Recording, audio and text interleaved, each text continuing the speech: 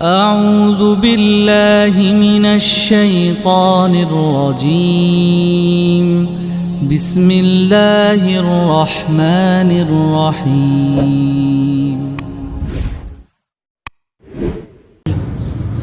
اعوذ باللہ من الشیطان الرجیم بسم اللہ الرحمن الرحیم قال رسول اللہ صلی اللہ علیہ وسلم انما الاعمال بالنیات صدق اللہ العظیم۔ ابھی جو میں نے حدیث مبارکہ پیش کی ہے اس کا تعلق آپ کے جسم کے ایک خوبصورت حصے سے ہے۔ اگر وہ حصہ بند ہو جائے تو آپ کا جسم بالکل بیکار ہے۔ اس حدیث پاک میں ہم سب کے آخری نبی حضرت محمد صلی اللہ علیہ وسلم نے ارشاد فرمایا سارے اعمال کا دار و مدار نیت پر ہے، یعنی انسان جو بھی کام کرتا ہے، جو بھی عمل کرے گا، اس کا دار و مدار نیت پر ہے۔ مطلب یہ ہے کہ عمل کرنے کے بعد، کام کرنے کے بعد اس کو جزا ملے گی یا سزا ملے گی، اس کی بنیاد نیت پر ہے۔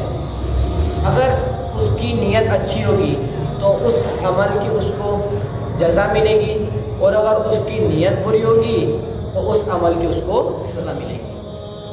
بس اوقات بہت سارے اعمال، بہت سارے کام ہم سے بغیر ارادے کے ہو جاتے ہیں، جیسے کہ ایکسیڈنٹ ہو جانا، غیر ارادی طور پر ہمارے ٹھوکر لگ جانا، پانی گر جانا، تو یہ سب ہمارے غیر ارادی طور پر ہوتا ہے۔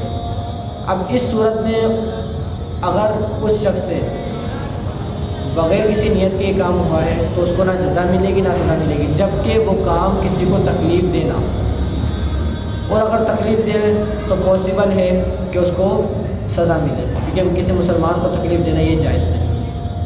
بہرحال انسان کے اعمال کا دار و مدار نیت پر ہے۔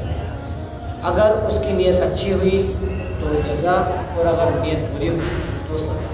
جیسے کہ اس کی مثال میں آپ کو دیتا ہوں۔ ایک شخص قرآن کی تلاوت کر رہا تھا۔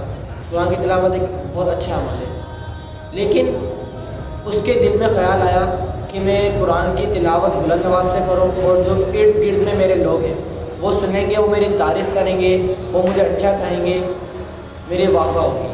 تو اب اس صورت میں اس کو اس اعمال کی وجہ سے سزا ملے گی۔ عمل پہلے ہی اتنا اچھا تھا لیکن اس نے اپنی خراب نیت سے اس کو بگاڑ دیا۔ اب قرآن پاک کی وہ تلاوت کر رہا ہے اس نیت سے کہ لوگ اس کی تعریف کریں گے، واہ واہ کریں گے، اس کو ثواب کی نیت اس کی بالکل ختم ہو گئی ہے، اللہ تعالیٰ کی رضا کی نیت بالکل ختم ہو گئی ہے۔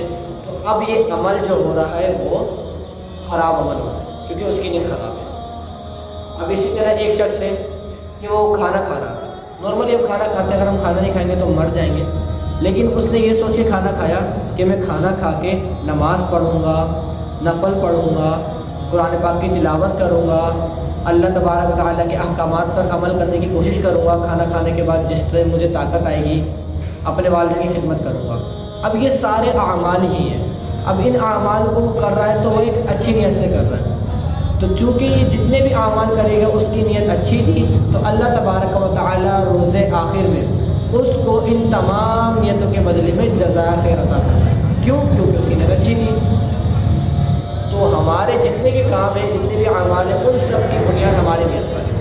آپ نے وہ بزرگوں کی کہاوت بھی سنی ہوگی کہ نیت صاف منزل آسان۔ بالکل ایسی ہے، جس کی نیت میں کھوٹ ہوگا، جس کی نیت خراب ہوگی اس کی آخرت بھی خراب ہوگی، اور جس کی نیت صاف ہوگی اس کی آخرت بھی آسان ہوگی۔ لیکن اب ایسا نہیں ہے کہ کوئی برا کام اچھی نیت کے ساتھ کر لیا جائے تو وہ اچھا ہو جائے گا۔ جیسے کہ بالفرض شراب پی رہا ہے کوئی، والدین کو ڈانٹ رہا ہے، ان پر چلا رہا ہے کہ اس نیت سے کہ وہ کھانا ضائع نہ کریں، غلط کام نہ کریں، اس نیت سے ان کو ڈانٹ رہا ہے۔ نہیں، ایسا نہیں ہے۔ جو کام منع ہے ان میں آپ اچھی نیت کر بھی لیں تو وہ کام اچھا نہیں ہے، وہ آپ کو جزا نہیں دلوائے گا، کیونکہ وہ کام ہی غلط ہے، پہلے سے ہی منع۔